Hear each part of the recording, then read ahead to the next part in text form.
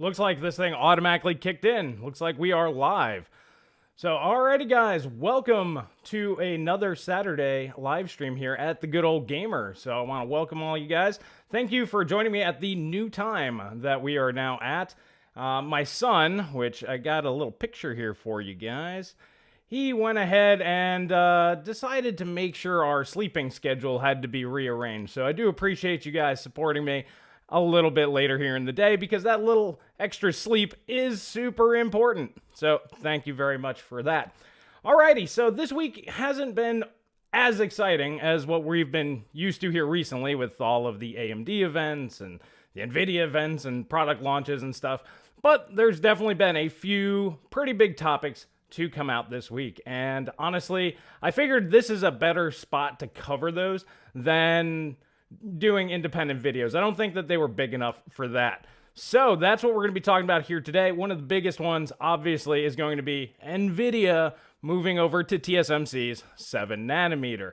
I already saw you guys already talking about that. And yeah, this to me isn't very surprising. I've said it many times here on the channel that Nvidia pretty much maxed out the Samsung 8nm process. There's nothing bigger than the RTX 3090 that they could really build there. Even the Quadro just has more RAM. It's not actually better. So they have to do something if they feel that AMD is going to be competitive with their tippity top of the line. Now, to me, oh, saw the awesome t-shirt. If you guys want to get the t-shirts, they're actually available at Teespring in the links in the description below. Sorry, shameless little plug there. But, so TSMC moving to that route actually feels a lot like what Nvidia did with the original Fermi, the GTX 400 series.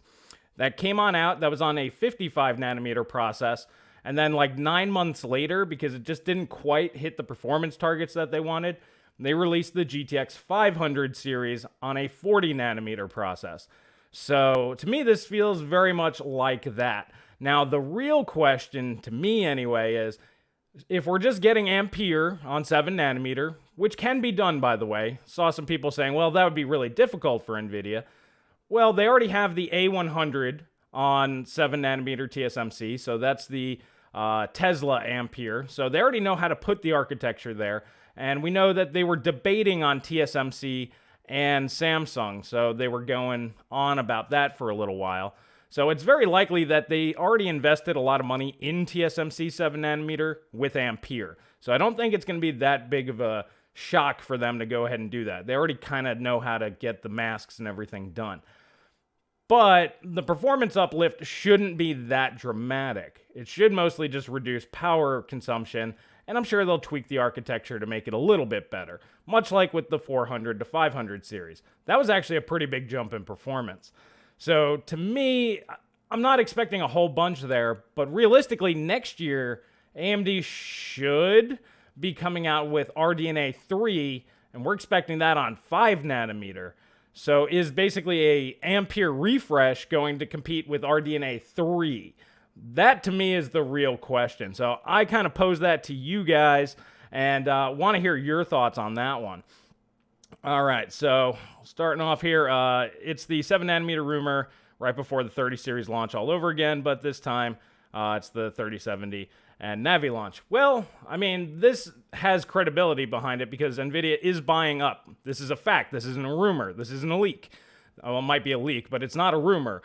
They have bought up substantial amounts of TSMC's 7nm. So, I mean, what else are they going to be using it for other than their graphics division at this point in time? They don't own ARM yet. So, they're definitely going to be going ahead and putting their GPUs on that line sometime next year. Now, could it be a whole new architecture? I guess, but to me that doesn't make a whole lot of sense. Nvidia here recently has just been putting out their GPUs basically every 2 years. They come out, what was it? It was 2016 for Pascal, 2018 for Turing, and then 2020 for Ampere. So I don't think that they're going to want to just do away with their whole architecture this quickly. More likely, from what I would expect Nvidia to do, it seems more likely that they will just go ahead and refresh Ampere on 7nm. They will tweak it, obviously, if they're building new masks from scratch. But this has probably been in the works for a while. after they finalized the 8nm or got close to making final silicon there, they more likely recognized the limitations of the Samsung 8nm at that point. So probably about 5-6 months ago. And that's probably when this ball really started. It's just once TSMC went ahead and cut down the price of the 7nm process, it seems like that's when they went ahead and decided to jump on over, get that going. All right, so let's see what you guys got here. All right, let's see. Jesus, so Nvidia will increase performance by going to TSMC. Yeah, of course they will. TSMC offers them much better no transistor density, better performance per watt, so they can either keep really high power draw and increase performance through clock speeds, or they could lower the clock speeds, but they could also tweak their architecture because they're going to have to rebuild the chips essentially. Also, AMD have even bigger leak, the Navi 20. Yeah. Well, that one to me is mostly just rumor at this point. With the Nvidia stuff, this is a real thing. We know that this is going to happen. I guess the other big question with Nvidia is, does it make sense at all for anybody to buy an 8nm Ampere card, knowing that within probably about 9 months, they will likely be replaced? It's pretty funny there. More A100 production? I don't think so. Not with the amount of wafers that they're buying, because they don't sell a lot of those. I mean, they do, but it's relative to their gaming cards. Nvidia does not move a lot of Teslas. I mean, they cost a whole bunch of money, and there's only so many people out there that need that technology. So I don't think so, not from what I've seen. Let's see. 3080 Super 20 gigabyte. I mean, they might call it something like that, or the smart move would be is to just call it the 4000 series, much like what they did with the GTX 400 to 500 series, if there's a big enough performance difference there. If it's just power savings, then yeah, just changing it to either a Super or maybe a 3085 or something like that would make more sense. All right, so ran the numbers. It's for A100. Like I said, from what I've heard, the amount of wafers that they bought, it doesn't make sense that it's just for A100. Unless A100's like outselling all of the other Teslas like 10-1. Which, I mean, I guess it could be. AI is getting really big out there. Yeah, exactly. A100 doesn't need much capacity. We've known the reason for Samsung for a while. Yeah, they tried to play hardball with TSMC and lost. Exactly. So they've always had a plan B, just in case if the Samsung didn't work out or AMD was better than expected. NVIDIA's always got a plan B in the works. But like I said, if they go to 7nm, let's say it's even 20% faster and draws less power and whatever, it's fine. It's a nice little refresh. But then AMD comes out with 5nm RDNA 3 a couple months later. It's like, does it even really matter at that point? I suppose NVIDIA is just hoping that AMD screws it up, which is also possible. That would be my guess. I will become a drug lord to buy the 3090. I wouldn't do that. That seems a little extreme. If you absolutely need one, instead of selling drugs, you might want to just take out a small loan or something. I think that's a little bit better. Would they keep the 3060s on 8nm? It depends. It depends how much capacity they were able to buy. With AMD moving away from 7nm next year, there's probably going to be tons of capacity available. I don't see why they wouldn't want to move everything over at some point. But yeah, I would assume that the first round GA 106 that they probably want to launch around CES, so January, that'll most likely still be on Samsung 8nm, yes. Because they're going to want to get that out as fast as possible. All those people that bought too early. I mean, it happens. I mean, the 3080 isn't bad. At $699, the performance you're getting isn't bad if you're okay with the drawbacks. The 10 gigabytes, the excess heat production. But overall, I mean, like I said, the performance isn't too bad.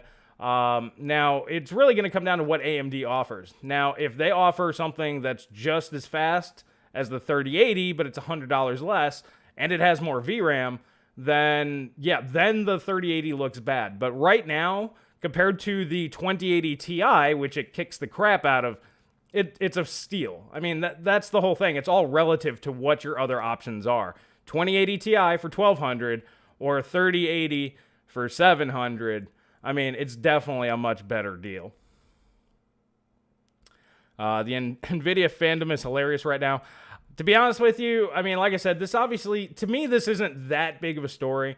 So, I mean, I want to talk about it because it's the big story of the week. But overall, I just don't see it being that big of a deal for Nvidia. I mean, realistically, if AMD does come out with RDNA 3 on 5nm, though, Nvidia is really going to be way behind the ball here. And that's the more interesting bit, I think, at this point. Hi, Chris. Greetings from Germany. Hello. Thank you for joining. For you guys, I guess it's evening over there. Maybe you're eating dinner. Do you think RDNA 2 cards will provide a good upgrade for Vega 64? Absolutely, they will. Yes. In the $350 to $400 price point. Thanks. Yeah, so let's just take the $400-ish price point. More than likely, because right now you're getting about 2070 super level performance from AMD there. That's probably about where their 2080 Super or 2080 Ti competitor will be priced, that $350 to $400 mark. So, yeah, that's going to be a huge upgrade over Vega 64, especially since Vega seems to be forgotten in a lot of the newer drivers. You know, they're optimizing for Polaris, they're optimizing for, obviously, Navi, but looks like Vega is being left out on day one drivers now, so I would probably move away from Vega as quickly as I could if I were you. Let's see. RTX 3080 is still a bad buy for 700. Too bad you can't get them at that price. Oh, still not a bad buy at that price. Yeah, no, absolutely not. Like I said, it's all relative compared to the 2080 Ti, which is the only thing that's even close to the 3080 in performance. It's not bad. But yeah, you can't buy them, which is... apparently, they're not coming out until 2021, real amounts of stock. That's really bad. I figured that they would have limited supply, drive up the price, but then around like Black Friday in November, I figured Nvidia would be like, alrighty guys, we need to go ahead and get some stock out there. It's the holidays. We want to make money, so let's go ahead and do this. But apparently they can't. And we don't really know what all the problems they're having with Samsung are, but it seems rather numerous how many issues that they're having here, you know, so yeah, it was a bad gamble that they took. They tried something different, and I don't think they're ever going to do it again. My 2080 Ti at 1440p is just fine. Yeah, I mean, it'll do 1440p high refresh, no problem. Let's see, and then we'll probably wait for next gen, see if AMD catches up on the software side. Yeah, software and features. Now, this is a video I was going to do yesterday, but we ended up having to help my father-in-law out with some stuff. But this will be coming up either tomorrow or Monday. This next generation, or the upcoming graphics cards from both AMD and Nvidia, I believe that performance-wise, they're going to be rather competitive, and price-wise, they're going to be rather competitive. It's going to come down to features, guys. Much like what I talked about in the video earlier this week about DLSS, that really shows where the technology is going. Like, imagine like APUs with that technology being able to render, being able to render at really low internal resolutions and output at decent resolutions. This is a feature that I really want to see AMD have.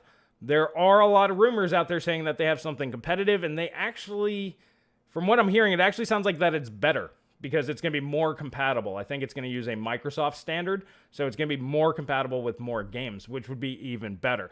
So that is really awesome. There's just a lot of features out there. I'd like to see AMD come out with their own killer feature. To me, ray tracing really isn't that big of a deal. It just isn't.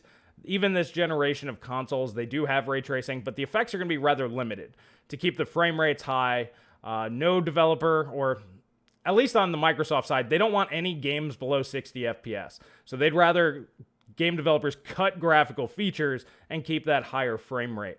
So I think that it's going to be very, very minimal, the amount of ray tracing that we have. It might look cool, but I don't think it's going to be that big of a deal this generation. Perhaps next gen, it'll be a bigger thing by then, but who knows? But overall, to me, features are going to be the key here. And if AMD can get a single feature that NVIDIA simply cannot do and cut them off, an exclusive feature, much like we talk about in consoles all the time, exclusives do move units because you have something that the other people can't do. So if AMD can have some killer feature, that would be excellent. I don't know what it would be, because we have a lot of really cool features out there right now. But yeah, hopefully they got something, and we'll find out here in a couple of weeks.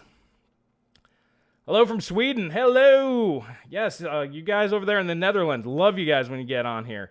You guys are, I think you make up about half of my viewer base, especially on these live streams. Let's see. DLSS, though. DLSS, to me, is a proof of concept. It obviously works. The technology works. The AI upscaling works.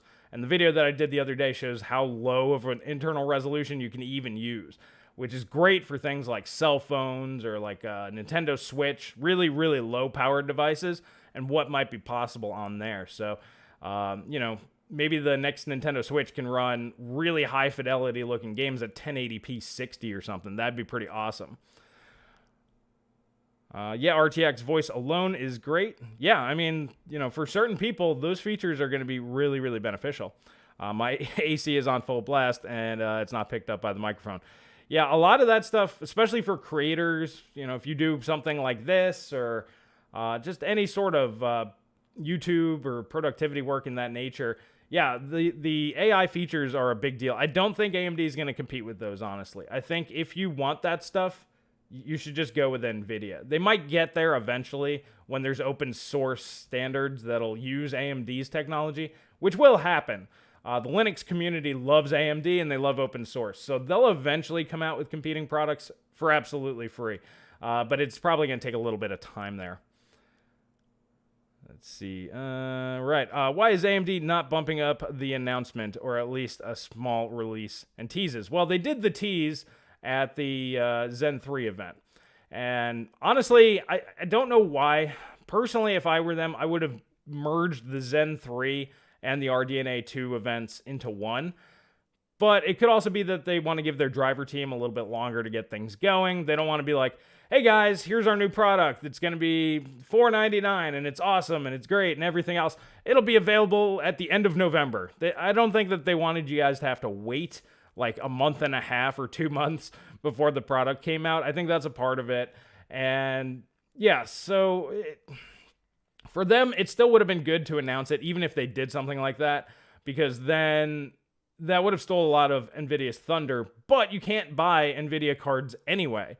So did they really need to? I guess that's the real trick. It's kind of that tit for a tat, that corporate maneuvering stuff. And Lisa Sue's like, nah, you're not going to be able to buy a 3080 anyway. So she's like, I'm not even going to worry about it. That'd be my guess. I'm just guessing on that. Hey, man, I like cheap stuff. Stuff like the GT 710, 730, 1030.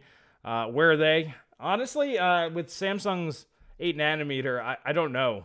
If they're going to be switching over to 7nm quickly next year, like Q2, Q3, I doubt that they'll even bother releasing them on 8nm and just make 7nm versions. AMD, I don't know if AMD is going to go for it. Realistically, AMD's not that interested in those low-powered GPUs anymore because they'd rather just sell you an APU, which actually brings up the question, where the heck are the Ryzen 4000 APUs for desktop? I'm a little upset about that. I was doing some homework yesterday. I want to build some tiny little set-top boxes, and those would be perfect. And, of course, you can't buy them. They have, like, some pro versions that you can get from China, and they cost, like, $500, and I'm not doing that. But, yeah, for AMD, they're basically just saying, hey, you want, like, a sub-$150 GPU? Just buy an APU. But then, like I said, right now, they're not really catering to that either, so I'm not really sure. All right, let's see. I mean, I have 2 PS5s ordered just in case, but I'm a PC guy. I would rather go with PC. Will 3080 run all games at 4K 60? Yeah, with tweaked settings, I'm sure it'll run all games at 4K 60, yes. If you want 4K 60 Ultra and all games at all times, regardless of how crappily optimized it is, no, because nothing's ever going to do that. There's always going to be a Red Dead Redemption 2 or something that comes out that's just horribly optimized. Or AC Valhalla. Assassin's Creed games are just never well optimized. Yeah, the requirements are stupid. Seems more like unoptimized junk. Yeah, so exactly. So you basically just said what I said there. Yeah. the Ubisoft games typically are not well optimized. Yeah, so I just games like that I don't even bother playing. It's like if they don't bother to take the time to make them good on PC and run properly and use up-to-date game engines, I'm not going to waste my money on their game. If they can't be bothered to do it, I'm not going to be bothered playing their crap. That's just me.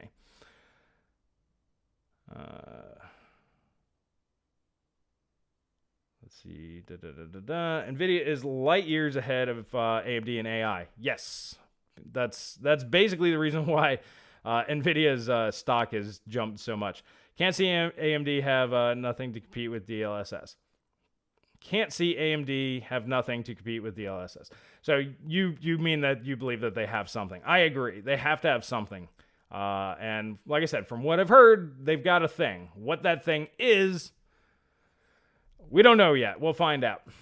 Nvidia really worked magic there. Nvidia, honestly, light years ahead of everything that POS AMD. Well, I don't know about that. AMD's got better technological advantage on their GPUs. RDNA 2 is probably going to have higher IPC. And if it's only using a 256 memory bus, which, like I said, that's what everybody's talking about right now, using their Infinity cache, that means that AMD is also light years ahead of Nvidia in memory compression and the way that works, which would make AMD technologically superior to Nvidia at all things. Now, software and features wise, yes, Nvidia is light years ahead. It's just a matter of time before the software will match up with AMD's hardware. That's one of the areas where AMD really needs to invest heavily. It sounds like they are trying to get more software developers on hand, some first-party guys, but they really need to beef that market up for them.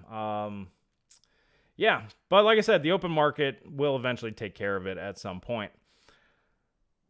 All right. Let's see. Is wireless HDMI a thing? Not really, no.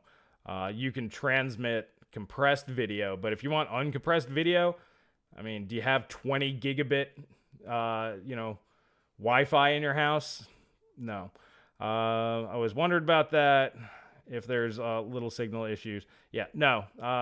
You will never have wireless HDMI. HDMI 2.1, I think it's 48 gigabit. Yeah, even hardwired on your network isn't going to be fast enough for that. Now, you can do HDMI over Ethernet, and there are converters for that. Basically, it'll pass the signal through Ethernet wiring throughout your house. So if you wanted like your computer in one room to display in another room, you can set that up. Just because Ethernet can go much further than HDMI without losing signal. So, but honestly, yeah, wireless is bad and never use it. You want hardwired everything at all times. Hell, if I could hardwire my phone, I would do that. Let's see. Yeah, Moxie. Wireless HD video, no thanks. Yeah, it just wouldn't ever actually work. Not well, anyway. If AMD cards don't beat Nvidia, they'll undercut. Yeah, absolutely. But what if they beat them? What if they beat them this time? Can't say Ampere is impressive in terms of performance per watt. No, it is not. Yeah, so if they win, AMD can charge whatever they want for their top card. If you beat the 3090 by 5%, you can charge $2,000 for it. Do I think AMD would do that? No, they'd probably just charge the same amount, which is stupid. They should charge at least a small premium because you can. Now, then the card that's like 5 or 10% slower than that has to be very reasonably priced. So let's say it beats the 3080 by 5%. It's got to be 3080 price or lower. Now, AMD might be more aggressive this time because if they are using the smaller memory bus, they're using less memory chips. They could actually be saving a huge bunch, a lot of money there. They can actually undercut Nvidia and deliver better performance. That would be great at better performance per watt. That's what I'm hoping to see. And then that kind of steals away from a lot of the features that Nvidia has. Nvidia, yes, might have better features or a more expansive feature set, but with AMD, you can get a faster card for less money. So I think that would be the smart move for them personally. Nvidia also has NVENC. AMD doesn't have anything that competes with that. I don't know. I've used AMD compressors and it works fine. I'm assuming that on RDNA 2 it'll be even better because on both PS5 and Xbox Series X, it's going to have to record 4K 60 and 4K 120 video. And obviously it's going to have to compress it as much as possible so people can upload their game streams and, game captures and stuff. So I'm assuming that RDNA 2 is going to have a pretty nice bump on their encoder. But even something like Polaris works fine. I mean, I don't see that big of a difference, honestly. But besides this, I don't stream at like 3 megabit. I'm like 40 or 100 megabits how I record my stuff. So let's see. Buy AMD 5900X CPU or wait for Rocket Lake. Rocket Lake is going to be worthless, so don't even worry about that. So if you want to buy a new CPU, just buy the 5900X. Intel, until they move past 14 nanometer, just ignore them. So basically, Intel's not even worth consideration until 2025. I don't even pay attention to their products anymore.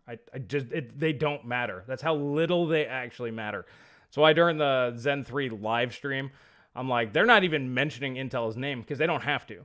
AMD's so far beyond Intel, they just don't have to pay them any attention. Let's see here. Will AMD actually be able to deliver enough volume? That's always questionable. If not, expect high prices. Well, from what it sounds like RDNA 2 will be on 7nm plus, and it's Zen 3 is actually just on 7nm P, 7NP, I believe. Same process as Zen 2. So they shouldn't have any conflict in terms of wafers. It's all of this is on this process. All of that is on that process. So it just depends how much 7 and plus that they bought. If they have enough, then they should be fine. Let's see. TSMC is more expensive than Samsung. Yes. Memory, cheaper. Yes, but I doubt it would be much cheaper than competitor cards by Nvidia. Well, no. Memory is far more expensive than die. GPU die actually aren't that expensive. Your memory configuration, because you need a lot of chips. So, for example, you only need 8 chips for 256-bit memory bus. For the 3090, you need at least 10 chips. Those 2 chips right there almost cost like a third of the die. So, yeah, that's actually huge. Memory is overall probably the most expensive part of the GPU. So, yeah, that's actually a big savings there. Now, yeah, TSMC does cost more, but AMD also operates on a 40% margin instead of like a 65% margin. So there's a lot of things there. AMD doesn't need to make as much money per unit to keep their shareholders happy. And that's really where the big difference comes in. And that little bit of financial savings there helps them do that and could undercut. Let's see. Plus 50% performance per watt is not plus 50% FPS. No, that's 50% performance per watt. So if you use the exact same same wattage, then yes, you get 50% performance. So it depends on how you're looking at that. But yes, 50% performance per watt. So let's use the 5700 XT. That means AMD's RDNA 2 card. Now, obviously, this is the best case scenario. This isn't going to be the average. This is going to be the best case scenario. But that means their RDNA 2 225 watt GPU is going to be 50% faster. So yeah, that's actually exactly what that means. Alrighty.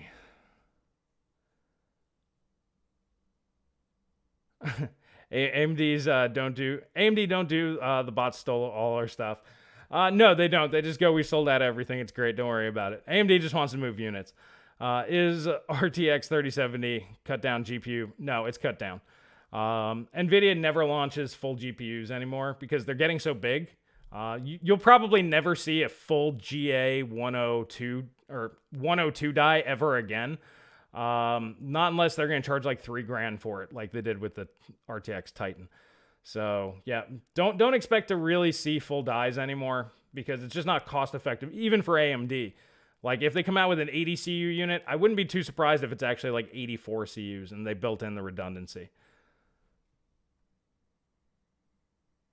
All right, so using a 3700X because I prefer 35 watt TDP CPUs. I agree. There's no reason to have anything higher than a 65 watt TDP CPU anymore, in my opinion. I wonder if there will be that kind of Ryzen 7 next year. Yes, of course there will be. There'll be either, they might just call it a Ryzen 3800 non-X.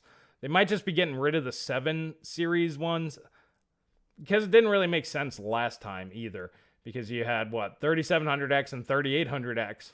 It's like, why are we using two different numbering schemes for basically the same core count? It might have been confusing, so there will be a 65 watt variant that comes out sometime next year.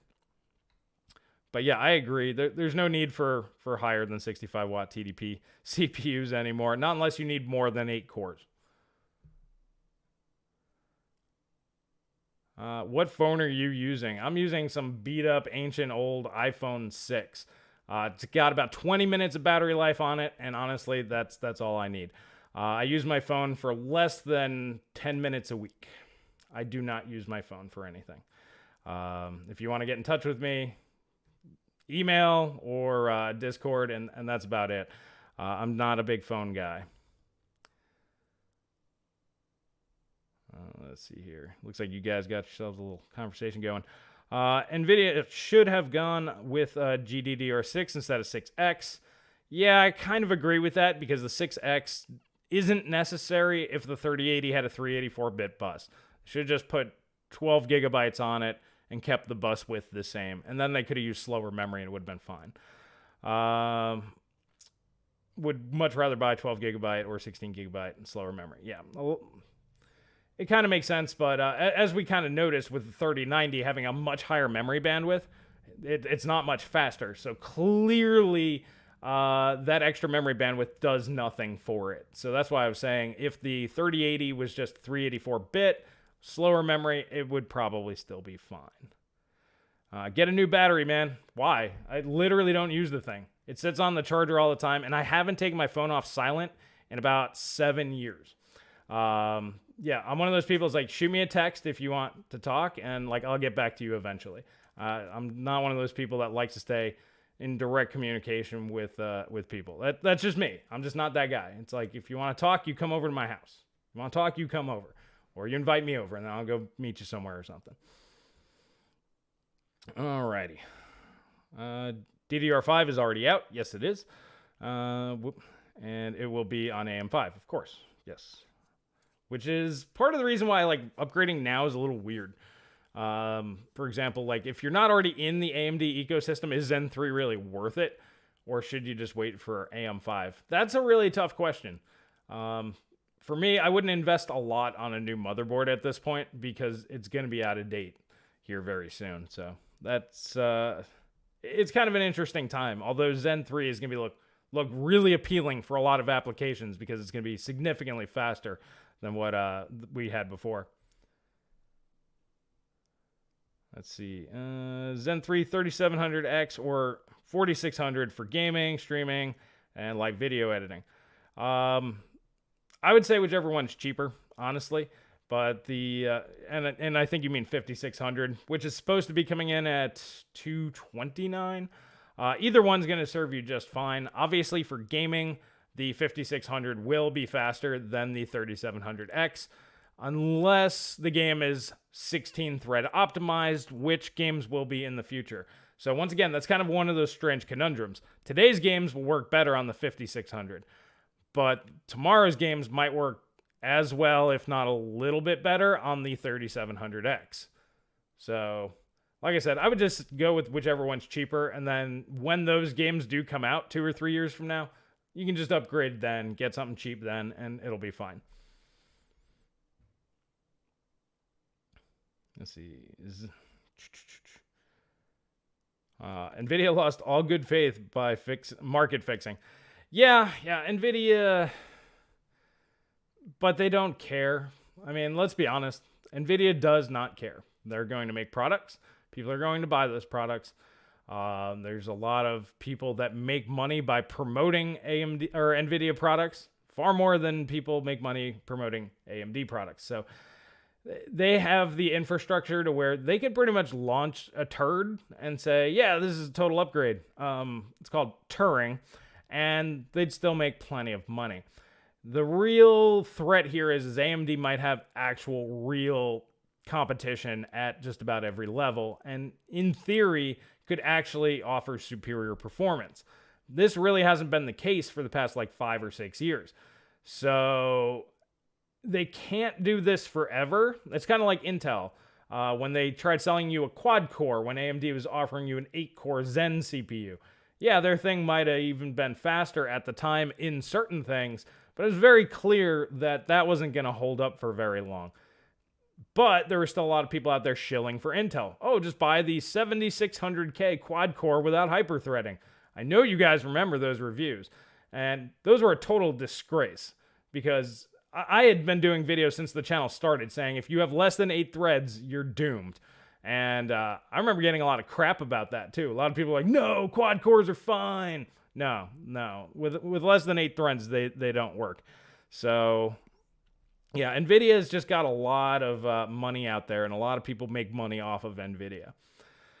I was using a Pixel 2 today. I upgraded to the OnePlus Nord. I'm more of a laptop and desktop guy. Yeah, well, I mean, you're more of a phone guy than I am. I don't care. I don't care. As long as I get text messages and I can occasionally watch YouTube video while I'm on the John. That's literally the only thing I need it for. And if my wife gets into a car accident, I can go do something. So it's basically just for emergencies. And it's usually at least 30 feet away from me. I'm not in the same room with my phone almost ever. AM5 coming with DDR5 and maybe PCIe 5. X570 dead now. Well, I mean, it's going to be dead soon. I doubt it's going to have PCIe 5 on the first ones because it's not completely finalized, I don't think, yet. It also doesn't really matter. They can't build SSDs to saturate PCIe 4. I mean, they could barely make SSDs to saturate PCIe 3. I mean, they could, but they just choose not to. If you actually look at the maximum bandwidth that PCIe 3 4X can do, it's basically the fastest PCIe 4 drives that we have now. I'm like, why don't you just make those on PCIe 3? Because it has enough bandwidth to do it. They just choose not to, which is a little strange. Let's see here. When will PCIe 4 become a factor in video, as rumored? PCIe 4 will not matter for like video cards. I'm assuming that's what you mean, for a very long time. To be honest, you could get away with like PCIe 2 up until a couple of years ago. So PCIe 4 is going to matter more for SSDs than it will for GPUs for a very long time.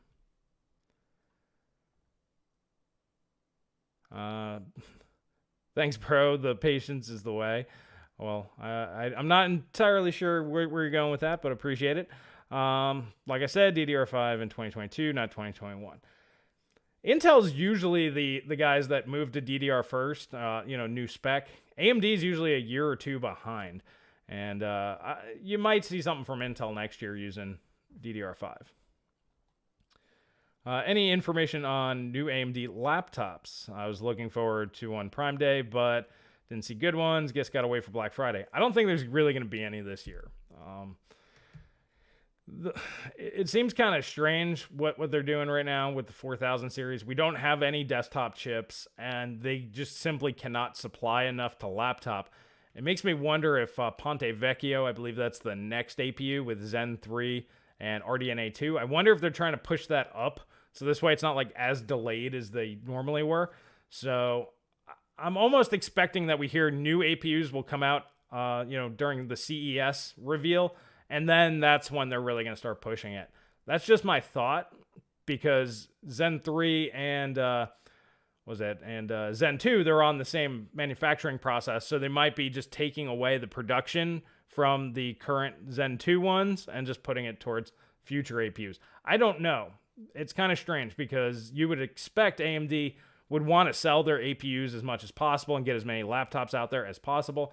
Considering, they're in such a good spot there. I've been looking at it. I've been trying to buy this stuff, but you just can't. So I don't really know what's going on there, but it's kind of strange.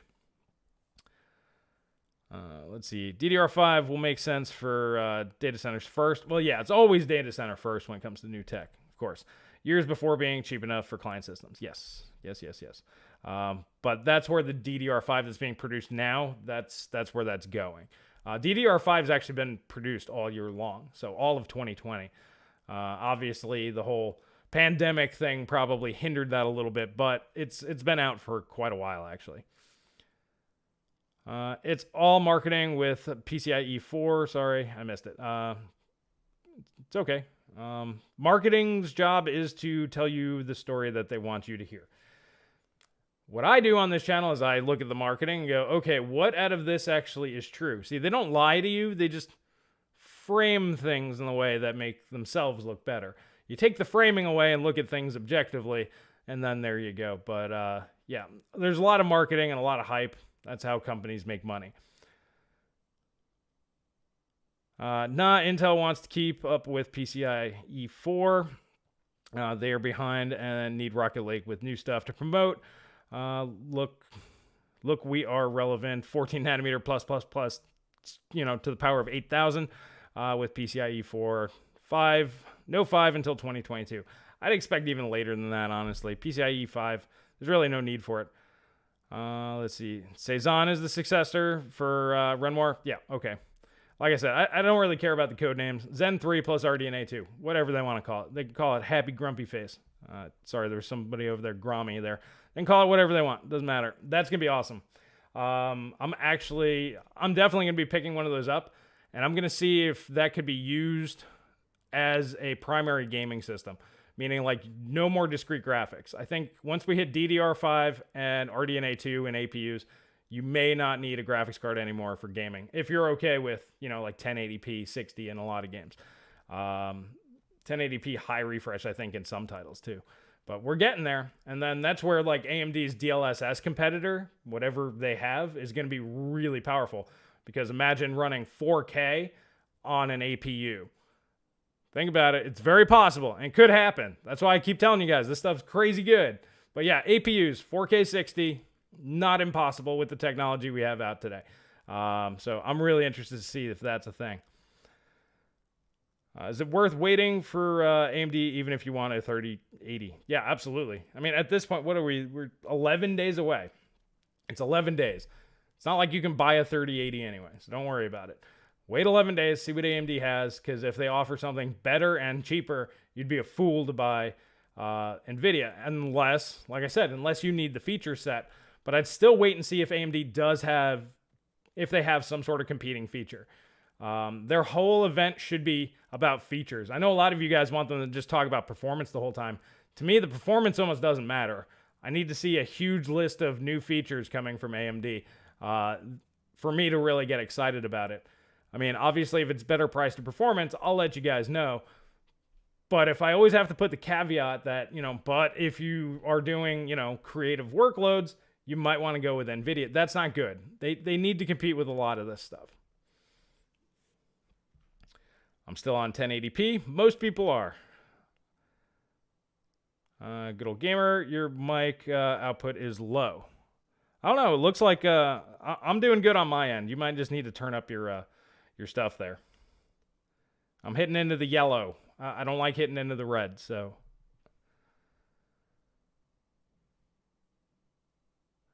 It's like 3 games it is. I don't know what you're talking about. If you're talking about DLSS, yeah, but still, it's proof of concept. I don't care if it works in 1 game. I don't care if it works in no games. That doesn't matter. The technology works. And it's been proven to work, and it's been proven to work well. So now it's time to shove it into the games. First, you get the technology working, then it goes into the games, not the other way around. So I don't care that it's not in games right now. It's going to be in everything. Whether it's the AMD implementation or the Nvidia implementation, that's what's up in the air. Likely it's going to be the AMD implementation because that's what's in the game consoles. My brother's asking if RX 580 successor in RDNA 2 lineup, RX 5600 XT, not worth it. I would not buy a Navi 1 card at this point. It's just going to be missing too many technologies, too many features. Basically, that was like, I know it's not GCN, but basically that's the end of that era RDNA 2 on forward is basically what you're going to want from AMD. So, yeah, just wait for the successor for the 580, which I think's probably going to cost more. I'm thinking $299 for that level of GPU this time around from both companies. All right, Stephen Hart, thank you for the 5 spot. It sucks that people want RDNA 2 to be good just so they can buy Nvidia at lower prices. Well, like I said, if they need the Nvidia features, you know, if AMD doesn't offer them, that's why I'm saying features are more important than performance, because it makes more sense to buy something that'll do what you want than something that's faster that doesn't do what you want. So who knows? Give them an effing chance. Yeah, if all you're doing is playing games and you don't need any of those Nvidia features, then yeah, AMD is definitely the way to go. Can't wait to see Baby with a Beard. Yeah, we tried using one of those like Snapchat filter type things to get the beard on him. It didn't work out so good. But don't worry, he's got a full head of hair. He's already got a little hair on like his toes or something. So don't worry, he'll be growing a beard in like 6 months. He'll be fine. At least DLSS 2.1 doesn't need an AI compute farm anymore to render all images in 16K. Yeah, see, this is what people don't understand. DLSS, it's basically just a generally trained AI. The AI is given really high resolution photos, and it's just like, okay, so this is a thing, and this is a different thing. So when it sees these type of things, whatever they are, in the game, it just goes, oh, that's a ball, for example, and then it makes it look like the ball. Now, yeah, since it's generally trained, it works on just about everything. They already have it working on Shield TVs. If you guys have never seen an Nvidia Shield TV, you can take a 720p video file. It'll upscale it almost flawlessly to 4K. It doesn't work so good on 480p stuff, but there's not a lot of horsepower in a Shield TV, also, by the way. There's also no tensor cores, by the way, which is really crazy. It's just a Maxwell GPU. But anyways, it's super impressive. Like, I had a lot of videos encoded at 720p, like Blu-ray rips that I did years ago. And I just don't feel like redoing them. I don't need to anymore. So, but NVIDIA's algorithm is always learning, and it's always doing this, and it's looking at things all the time. And eventually the AI is going to get to the point where it's going to be perfect and accurate. We're at the point now where I'd say it's good enough, but it's just going to keep getting better. The longer it's up and the smarter it gets, the better and more accurate it'll be. AMD's probably going to need to rely on Microsoft for something like that. I don't see AMD building their own technology like that. However, I see Microsoft having something like that. Even if 5000 series cards doesn't support DirectML, which is the tech for DLSS-like feature. I don't know what you're talking about on that one. Yeah, I wouldn't buy a 5000 series AMD graphics card now. I wouldn't do it. It's just like I wouldn't recommend buying any Pascal cards. Really wouldn't recommend Turing too much unless you get like a super good price. You know, somebody wants to sell you a 2070 Super for like $200. Yeah, that's pretty solid. Pick that up. But past that, this generation of graphics cards is kind of going to be the baseline moving forward. So I would just stick with RDNA 2, something at least as fast as what's in the consoles, to make sure that you can use it throughout the generation. Even if you don't want it in your primary gaming rig, you can move it to a secondary, or you can just sell it off. But as long as it's still viable and usable, it's going to hold its value better than a GPU that just doesn't have features that you need for modern games. So let's see. I thought they said socket 1200 Z490 would be for next CPU, but now no. Yeah, they might change their mind on that. Intel's going to do whatever they want. Like I said, don't even look at an Intel CPU until 2025. They're not worth it, and they just don't have the technology. They just don't have anything. If they surprise me, I'll come out and be like, hey, they did it faster, but I don't see it, guys. I'm pretty sure Intel is never coming back. Do you expect driver issues with RDNA 2, or do you think it'll be better than RDNA 1 because they are also working on consoles? Well, RDNA 1 was also meant for PS5, so yeah, there's that. But those don't really use drivers. Those just use hardware level. They access everything via hardware level. So they don't really need drivers there. I'm thinking that's part of the reason why they delayed RDNA 2 or are keeping it kind of far out. I believe that they want to make sure that their drivers are right this time. So that's my hope. I don't know what they're actually doing. I don't work for AMD. I don't talk to anybody in AMD. But it would make sense for them to want to nail that one home. Because as long as the drivers are good, I mean, even Nvidia screwed them up this time around. So that would just make them look a lot better. And a lot of people that are on the fence, they might just jump to that side and be like, okay, if there's nobody complaining about drivers, they might be a very viable option for everybody. Now, there will be people complaining about drivers, even if there is no issues. That's going to be the tricky part. So it's like with the 5700 XTs, Steve from Hardware Unboxed had like 18 of them, but he couldn't replicate any of these problems that people were saying. So I found it very hard to believe the community when he's tested this on like 5 different test benches and like 18 different cards. So let's see. DLSS working on tensorless NVIDIA Shield is further confirmation that regular GPUs can do it.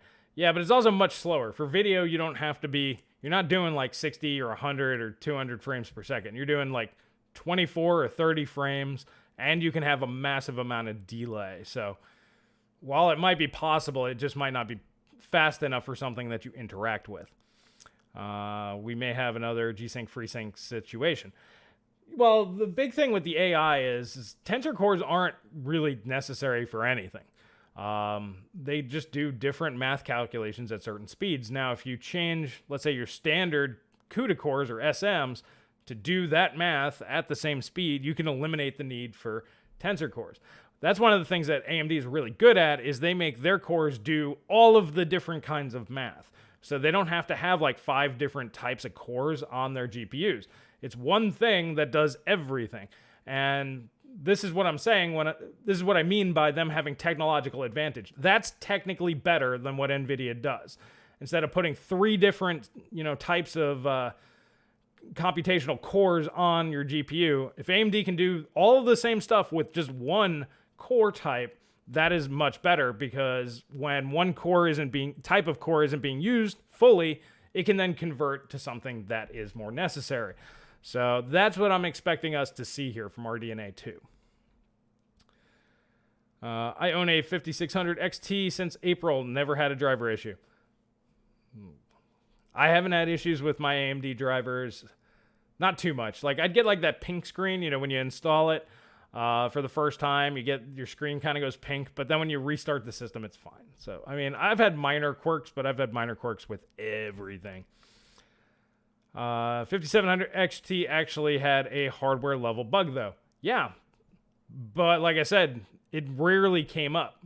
The community says that there's problems, but somebody that I do trust has a wide variety of cards and a wide variety of test systems and couldn't get a single issue. I trust that more than I trust 20 million people on Twitter. Plain and simple. I'll trust Steve over the entirety of Twitter. That's just me, though. As long as the drivers work, not worse, like on release of the Radeon 7, it's okay with me. A friend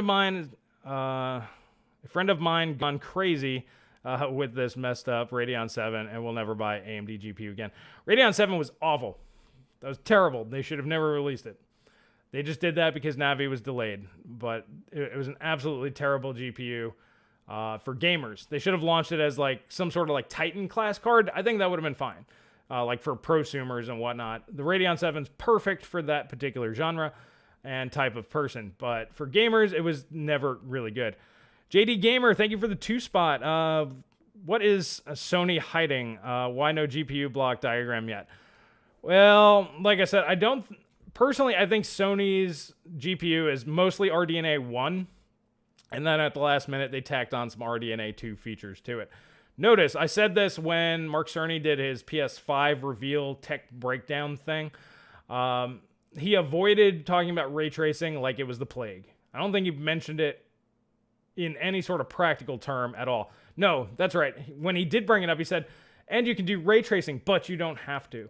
He would always preface ray tracing with, but you don't have to. Because I'm guessing technologically it's actually inferior to what's in the Series X. and what's going to be coming out in the RDNA 2 GPUs. I think it's going to be like a half a generation or behind, like some sort of hybrid between RDNA 1 and 2. So that's my guess from, like I said, my speculation from what Mark Cerny was saying. That's my guess, but there's other people that also think that. So it's possible. We'll know more when the thing comes out, I suppose. All right. Nuts. All right. Somebody just wants to say nuts.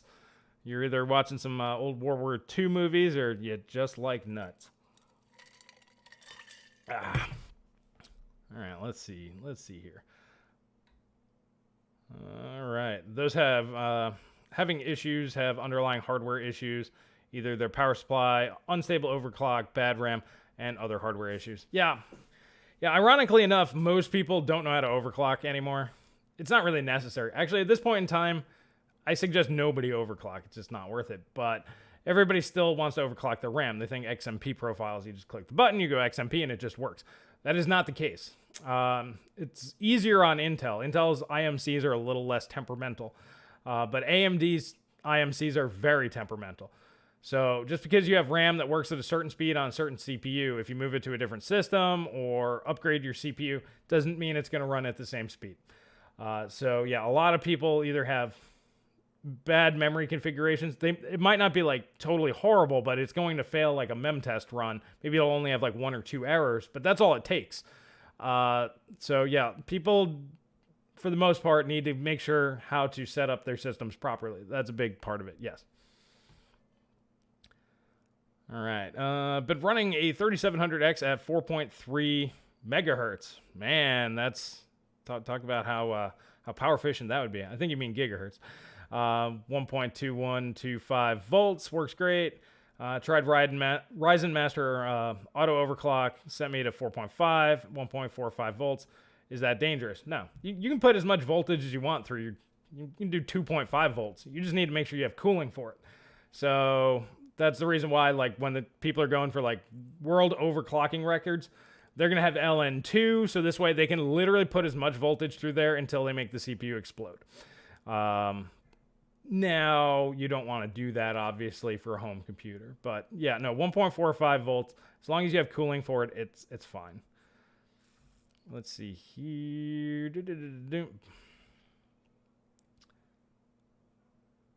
Sounds like my kid's up. He reminds me of the Intel CEOs during the Zen 3 event.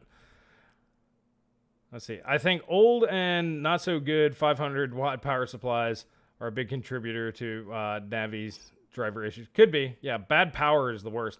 If you guys don't have a UPS, an uninterruptible power supply, you should do that as well, because that'll feed clean power to your power supply. So even if your power supply is a little on edge, that'll help out as well.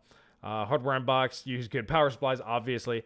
Would not use underrated power supplies, so no issues. Yeah, I mean, there's a lot of factors to it, the 5700 XT issues, but realistically to me, anybody with a good, clean system, as far as I know, because Paul from Not an Apple Fan, he had no problems too. Moore's Law is dead. Tom there, I think he messed with one. He said he had no problems. David does tech stuff. He had no issues. There's like 5 or 6 of us or something. We were talking. Celso had no issues. Maybe it was more like 8. I don't know. It was a bunch of tech tubers. We were all talking about it when it first came out, and none of us had any issues. Just putting it that way. You'll degrade your chip with 1.45 volts for everyday use. Yeah, but instead of getting like 40 years out of it, you're going to get like 20. Who cares? Just do it. Just do it. As long as you got the cooling, it doesn't matter. By the time the CPU, you're not going to be using the CPU by the time you start having issues. JD Gamer, thank you again for the 5 spot. What do you think will happen in the GPU market if the full 44 CU chip from the Xbox One X would have been released as a standalone card? So you're talking about like the Hawaii Polaris hybrid card. It would have been better than the RX 590. Honestly, that's what they should have done, is they should have released that as the RX 590. Probably would have competed well against the 1070, but it would have drawn a lot more power. So it's kind of a trade-off there. AMD obviously decided not to go that route with it. It's not the end of the world. Although I do think not having a GTX 1070 competitor that generation is what really hurt AMD. That's why last gen with the 5700 XT going after the 2070 and 2070 Super, I was okay with that because from that tier on down, that's where the vast majority of gamers are. So, like I said, with Polaris not going after the 70 class, I think that was a huge mistake by AMD. I think they learned from that though. I wish Nvidia will make real-time AI upscaling for YouTube videos. It's called the Nvidia Shield TV. You can go do it. Now, have that feature available on PC. That would be really cool. That'd be a killer feature for you. Yeah, that'd be great because then there'd be no more need for anybody to upload at like 4K anymore. Just let the AI do it. That's going to be the future, guys. Just let the AI do it. It's going to be the answer to a lot of things. Not saying that that's necessarily good. I'm just saying that is what's going to happen, though. Alrighty, let's see. Your PC is designed to run off power coming right out of the wall. You don't need to condition it. Yeah, but you're going to wear out your power supply. That's the thing. If you want, like if you get a UPS, you pretty much never need to worry about a power supply ever because it's being fed the exact same power at all times forever. So it's basically running under the most optimal condition. And then your battery backup or your UPS, that's getting its ass kicked by the crap power coming from the wall. So what would you rather replace more? Also, it's much better for like surges and things like that. Your power, the UPS will blow up, not your computer. So I have enough data and stuff to where it's worth it for me to make sure that everything's good. If you do call an electrician, get UPS in case power goes out. Not to fix your PC. No, it's not going to fix your PC, but when you buy a new PC, you should have a UPS there, and it'll lead to the power supply lasting much, much longer. All right, let's see. You guys... Plus AV1 is going to be awesome. AV1's basically H.265. From what I read, it's really not much better. Because let's see, you guys are kind of talking amongst yourselves there. All right, well, I'm going to take a quick drink here. And I know a lot of you guys are over there in Europe. I know on Paul's live streams, he likes to have you guys drink. For me, it is only 1 o'clock. It's a little too early for me to be doing that. But if you are, I'm drinking water. You can drink your own drinks. All right. Let's see. Is DLSS a magic technology like you seem to think? What does the next generation consoles use? Well, it's going to use whatever it is. It's not magical. It's just AI. You have to understand AI is going to run everything. Eventually, AI is going to replace most of the graphic artists out there. That's actually one of the big things that Nvidia is really demonstrating with their cards. Basically, the AI, you just tell it, hey, I want something to look kind of like, I don't know, let me grab something kind of interesting here. Look at this remote control. Okay, so I go, hey, I want something that looks like this, but not this. The AI will go, okay, it'll scan it in there and figure it out, and it'll just make up something that looks like that, but that is not that. And then you go, okay, that's good enough, and then poof, game asset. You don't have to model nothing. You don't need to make textures. You don't need to do any of that. That's where we're going, guys. So basically, you show a smeary image to the AI, and it's like, what should this look like? It's just like using your mind's eye. If you look at something that's really pixelated, your brain will clean it up and make it look like a real thing. AI is basically doing the same thing. So yeah, it's gonna be a big deal, and nothing's gonna stop that at this point in time. The genie's out of the bottle because it already works.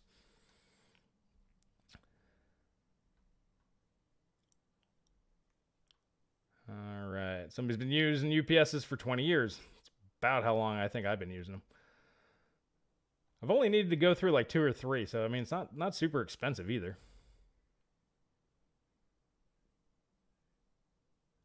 Yeah, I don't do warranty. Something dies, I don't send them in. I don't care about warranty. Warranty, it's not worth my time. I'll just throw it in the trash and buy a new one. Let's see. What will be the topic of the next Techonomics podcast show? We actually haven't filmed it yet. We will be filming it on Monday, so something new could pop up by then. Usually Mondays, there's a lot of big stuff. So I don't want to say for sure. But obviously, we'll be talking about the 7nm stuff. And I think Paul's got some more information on the potential bigger Navi. So he'll probably bring up some of that. We don't really break it out. We just sit down and just start talking. It's like, hey, did you hear about this thing? And then it's like, yes or no. And then we just talk about the thing. And yeah, no scripts necessary. It's just us yammering on. It's basically like this, just between the two of us instead of you and I. I hope you will get much more subscribers, Paul, and you are honest tech tubers. Yeah. I mean, I really appreciate all the support. We've done really well. I think we're about 1,500 subscribers. So yeah, if you guys want to see that, links are in the description below. So check out the Techonomics podcast. Those come out Tuesdays, and that is 1 p.m. GMT, which is, I don't know what that is here. Let's see. No, it's 1 p.m. Eastern Standard Time and 6 p.m. GMT. That's what it is. So yeah, so afternoon on Tuesdays those come out. Okay, which do you think AMD will have? Sharpening plus upscaling, or some sort of upscaling method? Yeah, sharpening and upscaling that's done. They're gonna have AI upscaling. Everything's gonna be AI. Now, like I said, more than likely it's gonna be run by Microsoft. It's probably gonna be a part of DirectML, and yeah. Now, if it runs in all DirectX games, that'd be really excellent. More likely, it'll be all DirectX 12 games. That's what I'm hoping for. If it's only like DirectX 12.1 or 12.2, like a really newer version, that would kind of suck. But at the very least, you'd know in the future that it's going to start there and it'll work in all games moving forward. So that to me, I think is going to be the way to go. Welcome to Team No Sleep. Gotta love babies, my guy. Yeah. Well, we figured it out. My wife, she goes to bed at 8 p.m. and sleeps till 3, so that's a good 7 hours. And I'm up that whole time, and then she wakes up at 3, and then I sleep from 3 to 10, so then I get 7 hours. That's the way that we're doing it. I'm already exhausted from my kid pouring out toy box 3 times a day. Yeah. Luckily, my dude isn't doing that. He just wants to eat and sleep. Why use artificial intelligence if you can use regular natural intelligence? Because it's going to be easier. A lot of people are going to do that. And honestly, there's a lot of very unintelligent people in the world. So the AI is going to seem unbelievably smart to them. So yeah, artificial intelligence, like I said, it's pretty crazy the stuff that they can do. And it's going to, I think it's going to be used for bad, honestly. Big picture. I think it's going to do some pretty awful things to the world. But in the gaming side, at the very least, it'll make it real easy. Like I said, I don't know how to do 3D modeling, but if I wanted to, and I can go, hey, make me one of these, but not this, so I don't get sued. And then it pops in there. That'd be a hell of a lot easier to do. So there's a lot of potential good there, because any single person could become their own game studio. AAA developers should be terrified of this, to be honest with you. All right, so what do you think that ML acceleration hardware in RDNA 2 does? Or do you think that it's just for fooling us dimwits? Not really sure what you're trying to go with there. I'm pretty sure the DirectML acceleration, I don't think it's going to have hardware for it. I think the shaders are just going to be able to process it. But yeah, it's basically going to be their version or competitor to DLSS, in my opinion. They said that basically for the Xbox it is, so I'm assuming it would be the same on PC. All right, they haven't been corrupted, okay, by the money yet, like Linus, Steve, Jay. Yeah, well, money is a part of it. I mean, the community, you guys, Paul and I basically do this because we just wanted to see a better market. We wanted to see more competition. Like I mentioned earlier in this podcast or live stream. Sorry, they're getting all confused now. But like I mentioned, when the Ryzen 1, the Zen 1 CPUs came out, there were a lot of people out there recommending 7700Ks and even 7600Ks. That was stupid then. And it was very obvious that money talks and BS walks. And there are very few people out there that want to do YouTube and not make money. That's why, I always encourage you guys, to go ahead, either super chats or Patreon. So that Patreon, you can talk to me on Discord. It's really good. You know, it's really up to the community if they want to support the channels. And you guys have done really great. We've been doing pretty well. Paul's been killing it, though. You guys have really been helping him out. And ever since I've started really getting back into it and talking to you guys direct like this, things have been going real well. I don't need Nvidia to give me money. But I also don't need $10,000, $20,000, $100,000, $1 million a month. Some people do. If you have 50 or 100 employees and you need to buy top of the line gear, you might need 100 grand a month to run that business. So it's definitely different. If I make about $1,000 a month, I can survive. If I'm making $2,000 a month, I can grow the channel. If I'm making $5,000 or $6,000 a month on this channel, I can start hiring people. But once you get to that point and you start adding all those other liabilities, especially employees, that's when things get dangerous, because if your revenues go down and you're not making the money that you were, you still got to pay them. So now you can't eat. It's dangerous. But yeah, YouTube's one of those things. It's better off, if you want honest opinions, you need somebody who's not buying a lot of stuff. You need somebody who has a very basic and modest setup. You know, I'm actually going to be redecorating. It's going to be nice, but I'm only spending a couple $100 doing it. You know, I'm not buying a warehouse and setting it up. All that stuff lets you know how corruptible people are. It's just like businesses. If you guys are managers out there, you don't want to hire anybody who has a lot of debt. It's like, that's why a lot of places don't hire you if you go to college and you have college debt. They don't want you because their competitor can just go to you and be like, hey, we'll pay off all your student loans, but you need to steal us. You know, we need this information. We need these secrets. So yeah, having higher debts and liabilities makes you more vulnerable to corruption. Just does. I need a 5nm GPU.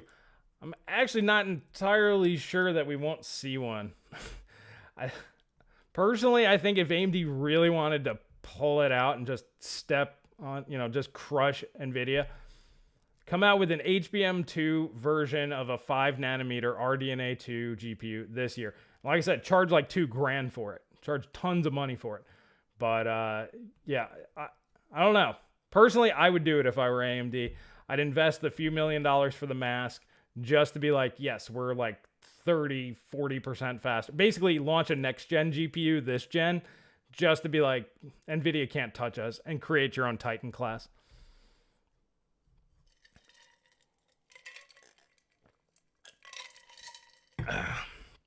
Let's see. 7700K is not faster than the 3700X. In gaming, and if it only uses 8 threads or less, it actually would be if it's heavily overclocked. So if you have like a 5.1 gigahertz 7700K on like a, let's say like, now Witcher 3 is pretty well threaded. Let's say Far Cry. Far Cry really only likes 2 or 3 cores. Past quad cores, it just doesn't care. It'll actually be competitive, probably even with the 5000 series and stuff, which is crazy. But it was very clear that more than 8 threads is necessary if you want to like multitask. Like if you want to stream, you need some extra horsepower there. So at least a 6 core was going to be necessary. And then 8 cores were obviously going to be in the next gen consoles. We all knew that forever. I remember saying that back when the Xbox Series X came out, or the Xbox One X. During that video, I was like, basically the next gen CPU is going to equal the Intel 5950X or something, basically the $1,000 CPU at the time. And everybody thought I was crazy. I'm like, no, 8 cores, 16 threads. It's going to be like 4 gigahertz-ish. And yeah, we got higher IPC but lower clock. So it's pretty interesting how it goes. Money is money. That's true. But if you have principles over money, if like I turn down money all the time. I have people trying to get me to do sponsored content and stuff. And if I don't find the product interesting, I just say no. I'm just not going to do it. So yeah, I probably turned down about anywhere from like $500 to $1,000 a month. Yeah, I just say no to it because I'd rather give you guys better content. Now, the sponsors that I do pick up, that's because I like their stuff. And personally, I either own it or I buy something similar. Let's see. TSMC 7nm Nvidia is RTX 4000 series, not 3000 or Super or whatever. You can't port a Samsung design to TSMC. It doesn't work like that. Yeah, of course not. But Nvidia's already got Ampere on TSMC, the A100 Tesla chips. So now taking all of that information and just making gaming GPUs is not a very difficult thing to do. So yes, they will need to build new masks, but they already know how to do it. So it's not difficult for them. Let's see. I think 5nm is all booked up by Apple till 2021. I think AMD can get a few wafers. I think they can make a few thousand units if they wanted to. So let's say, 20, 30 wafers, make a few thousand units. Nothing too crazy. I think that they could get TSMC to squeak out a little extra for them. Considering TSMC and AMD they're becoming intertwined. And like I've said before, I believe one of the two companies is going to end up buying the other eventually. Probably TSMC buying AMD. But who knows? AMD's starting to run on up there in value pretty good. Let's see. Microsoft can make everyone slower, and they have in the past. I don't think that one's to me. I think you're trying to talk to somebody. Okay, well, I wish all creators were as honorable. It's not going to happen. It's never going to happen. In fact, it's actually very stupid considering how everybody else operates on, YouTube. Now, there are honorable people to a degree, but ultimately it comes down to, like I said, everybody's out for a paycheck. And that I've made many videos before. It really comes down to the community. If the community really wanted to support somebody, for example, like I said, that $2, $3, $4, $5 grand a month type of thing off of like Patreon or PayPal or whatever, all the links like in my description, that kind of stuff, then you're incorruptible. But the community doesn't really pay out that much. That nobody's interested in supporting that content at that level. At least there's no big donors out there. It's like, for me personally, like if I were giving somebody like $100 a month, to me that's a rather sizable amount. So like I would do like $10, but if there were enough people out there that would say, hey, maybe instead of buying a 3090, I'll buy a 3080 and start, do like $100 a month or something, that definitely would help out. So yeah, the only way that YouTubers would be incorruptible is if the community filled in that void, because eventually it'll get to that point for everybody where it's like, well, maybe I shouldn't do this, but I'm going to. Me personally, like I said, I've gotten my lifestyle. I've paid off all my bills. I don't need a lot of money to live. We're actually extremely comfortable here. So for me, I can do that. But most people, that's not the case. Just isn't. But I also don't do part reviews. I don't spend money. I don't spend money on getting stuff because it's too much of the income that I'm getting in from YouTube right now. So yeah, it's a weird conundrum, but yeah, you just need to understand that that's how the world works. Either you pay them to be honest, or somebody else is going to pay them to not be honest. So it ultimately comes down to, do you want to pay, or is somebody else going to do it? And whoever pays gets their story told. All right. What do you think of Jay's 2 cents? Jay does well for Jay. Plain and simple. He does what's good for Jay, not what's best for you. He'll make something that entertains you, but at the end of the day, he's doing what's best for Jay.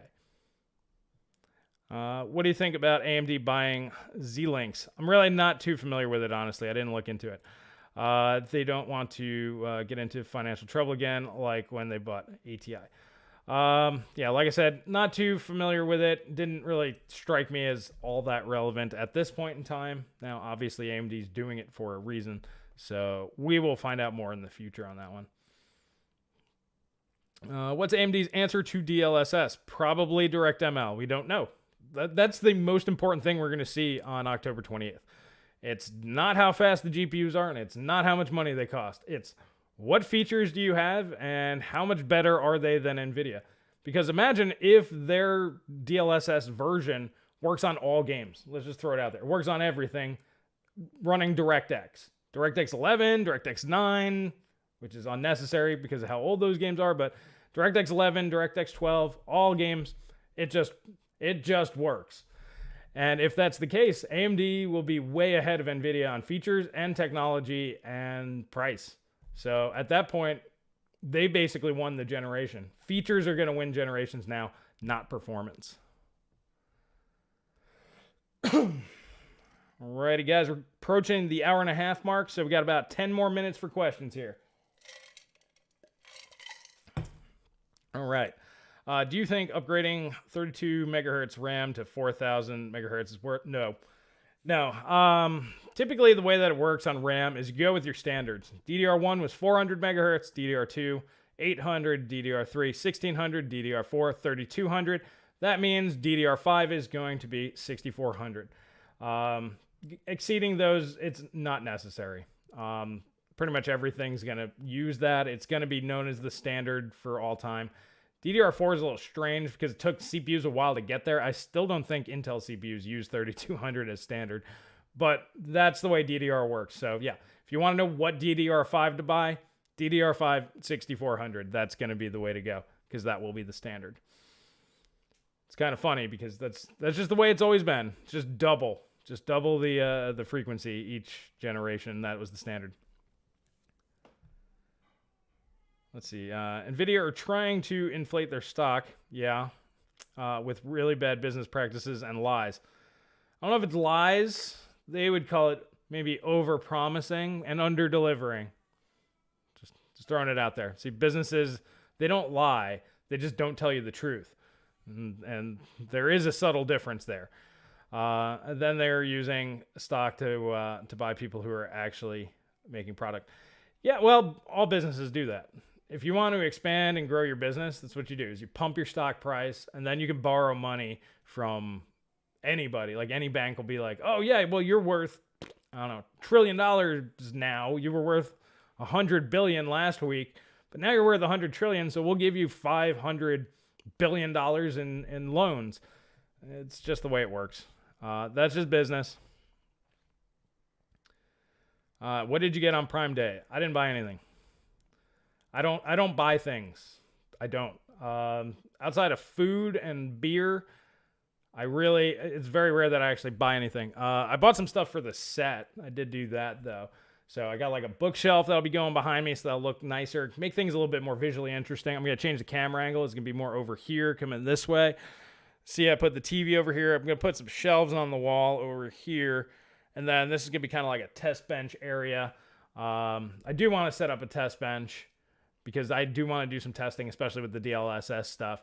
So yeah, like things like I said, super chats, Patreon donations, PayPal donations. That's where all that's going to go ahead and set up that test bench. I want to start with the RTX 2060 because I think that'd be really interesting to see with the new DLSS 2.1 if it's even theoretical that card could be a 4K 120 card. I think it might actually be able to do it. Looking at the technology, it's not impossible, but I would like to test it for myself.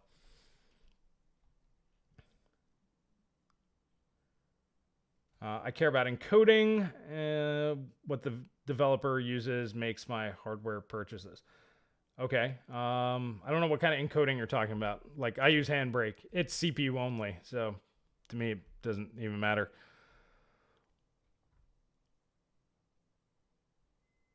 Let's see. 3080 is 2 times as fast as the 2080. Was that true? Yeah, no, not at all. Not on average, but in certain circumstances, it was true. So if you can get it to do it once in one thing, one time, you can say that it does that. Yeah. So that's it's not lying because it does do it under that one condition. So, for example, you could say, let's say on average something's 20% faster, but in one thing it's 100% faster. You can say up to 100% faster, and you're not lying. That's how marketing works, and always will. It always will. There's no way around that. It's up to you to make sure to read those caveats. Or this is the reason why people will say, wait until, hands-on independent reviews, or only pay attention to things that say, on average, this is what you will say. If it says up to, ignore that number entirely. Let's see. Got a P.O. box. I do not. Like Tom from Moore's Law is dead said, RDNA 2's killer features, vastly superior. That's not a killer feature. It'll be really good for laptops, superior performance per watt, but that's not a feature anymore. I mean, it is and it isn't. For laptops, it matters. For desktop, it doesn't. They need to have features, like actual tangible things, like something Nvidia can't do. Their graphics cards just can't do the thing, but their thing does the thing. So if you want to do that thing, you have to buy AMD's thing. You get it? It's just like console exclusives for PS5. It's really the only leg that Sony has to stand on, but it's going to sell them a crap ton of consoles up front. So yeah, AMD needs to start locking down their software and making sure their stuff doesn't work on Nvidia if they want to take over the market. They can keep being the nice guy and letting everybody do stuff, but they're never going to get anywhere if they do that. Can't believe Nvidia isn't getting flack for making another Fermi. They did. I mean, especially since they're going to be refreshing it. This is very clearly Fermi. I mean, I said it from day one. It's like, it's hot, it's loud, but this time they cooled it. Fermi, they didn't cool very well. That was one of the big problems with that one. Throw some old tech like voodoo cards in the background. Yeah, I got a bunch of that stuff. This is a concrete wall behind me, so I don't want to tack into that. That's why I'm going to do the bookshelf, and then we're going to put some stuff on there. Maybe some motherboards over here, but I got some shelving and stuff coming. It'll look a lot nicer. Like the videos, I like doing them, but even to me, they're not visually interesting. It's just me and a wall. I'm very animated, at least, so I make it as interesting as I possibly can. Let's see. Ampere is very similar int and floating point design to AMD has. Yes, it's close. It's close, but it's not quite there. So it's because of that the T-flop numbers are so overblown. Yeah, well, it's because basically there's two cores in the SM. One will do floating point or int, and then the other one just does floating point. If it was an AMD chip, both of them would do both floating point and int. So that's more the way AMD does it. Each core does everything. All right, so we got Master Ferguson. Thank you for the 5 spot. Appreciate the info. You're welcome. Appreciate your support. Everybody helping out. Like I said, faster I can get that test bench going. I really do want to start testing like ray tracing, especially AMD versus Nvidia. I think that's going to be the really interesting stuff. And then testing all these features for you guys. Last live stream, I asked which class GPU you guys are mostly interested in. You guys really said X70 or X60 class. So basically the $300 to like $500 GPUs. That's mostly where you guys are at. I'm probably going to wait until the 60 classes because then it's cheaper for me to buy like the older stuff. I want to have like 1060 and 580, and then we'll do the 5600 XT and the RTX 2060, and then we'll do the 3060 and the AMD equivalent, which should be the 6600 XT, something like that.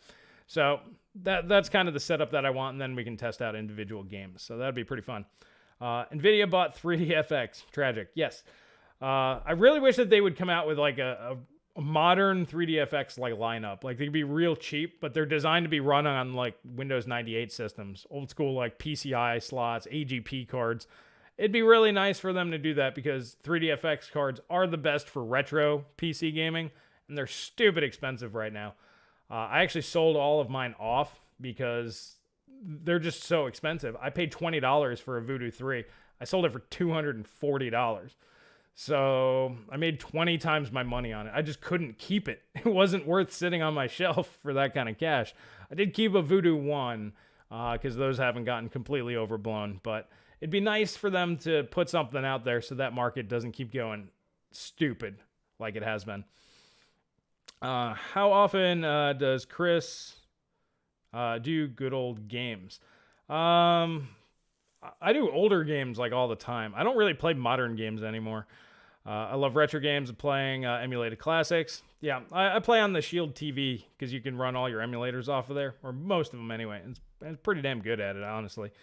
That was my first impression of this channel way back when. Really enjoyed the quarantine video games. Yeah, I like doing that kind of content, but it doesn't do well on the channel. Pretty much anything that's not PC tech and not AMD or Nvidia related, those will get maybe 1/4 the views. Like right now I'm getting between 10 and it's actually more like 15 to 30,000 views a video with all of the AMD and Nvidia news coming out. If I do something like that, that'll get maybe 2,000 to 5,000 views. And then what happens is YouTube sees that video didn't do well, and then it doesn't promote my next video. Like it might be another Nvidia or RDNA video. So this is one of the real tragedies of YouTube. I can't actually make the content, not all of the content that I want to. If I want to progress and grow, which I need to do. I basically need to double or triple my revenue from where I'm at now to really be where I want. At that point, I can start buying all the parts that I want to do. I can do all the testing that I want to do. So unfortunately, I just can't make the content that I want all the time. I have to make what's going to do well. And I guess in a way, that's the way that I kind of sell out. I sell out in the regard that I don't make every video that I want to. I only make the ones that I know you guys are going to watch and that you guys are going to like. So it's not really like the worst thing ever. But at the same time, some of you guys aren't getting the content that you'd like. Eventually, I mean, it'd be great if I was getting like 2,000 or 3,000 a month from Patreon or, like I said, PayPal, something like that, to where I don't really need to worry about YouTube revenue anymore. Then I can go ahead and just make whatever I want, because it doesn't matter if it gets 2,000 views or 2 million views. It doesn't matter to me at that point because I have the income that's necessary. So yeah, it's that's kind of how YouTube goes on the back end. So there you go. You guys kind of have a little bit more insight there. So I think we're going to end on that one. Actually, I'm going to end with aloha from Hawaii. Thank you very much. So if you guys missed any of the live stream and you guys want to go back and watch any of that, make sure you go over to patreon.com/thegoodoldgamer. It's available to everybody. You don't have to sign up if you don't want to. But if you want more independent content from me, please consider becoming a patron over there. I even removed the Discord from the $1 thing. I'm going to be honest with you. $1 a month, it helps, but it doesn't. Really, 5, 10, whatever you guys can swing. If you can't swing it, don't worry about it. That's cool. Totally fine there. I get that. But yeah, 5, 10, 20. And hell, if you're making 20 grand a month, consider maybe doing $100. What is it to you? Nothing. That'd really help me out. So if you guys want that kind of content, we'll do that. But if you want to check out the rest of the podcast, if you missed some of it, it'll be available over there. But alrighty, guys, I'm going to go hang out with my kid. Sounds like he's quiet right now, so that means he's real cute. When he's screaming, he's less cute. So I'm going to go hang out with him for the rest of the day. And I look forward to catching all you guys in the next video. See ya.